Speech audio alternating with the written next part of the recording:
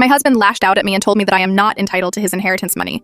Now I have more money than him, and I can feel his envy. My husband and I had triplets for about 2 years. After we got married, they had some health issues. Because of that, my husband wanted me to quit my job and take care of our boys and our home. Since it was cheaper than paying for specialized childcare, I agreed. Our family lives in a row of townhomes, 6 homes in our building, that were owned by our landlord at the time. I was offered a job cleaning townhomes when a tenant moved out by our landlord. I asked my husband about it. He said he didn't care, but he didn't want it to interfere with my responsibilities at home. We also agreed the money would be mine since it's a second job. We did this for 3 years. It grew to the point where I cleaned other places for my landlord. I just put the money into savings. My father-in-law died in June of 2019. When my husband received a check from his mom, I asked him about it. He got angry and said his money and future inheritance would not be part of our family budget. My husband went on several trips with his brothers with the money. I was okay with that. Although I was hurt, he got angry when I asked about it. October 2021. My grandpa died. I am the only grandchild. My parents make good money, so his estate was left to me. I just transferred the money. I rented out the farmland around his home. I decided to keep his home since it is close to my parents' home. I live 4 HRs away from them. I didn't talk to my husband about it since it was my inheritance. In January of this year, my landlord told me he was selling the townhomes I live in. With costs rising around us, I was worried about it. It would have a major impact on our family budget. Things worked out to where I could use my inheritance combined with what I had saved from working to buy the building. My husband came to me and told me he wanted me to deposit part of the rental income from the other townhomes into our family account. I was allowing more spending money for fun.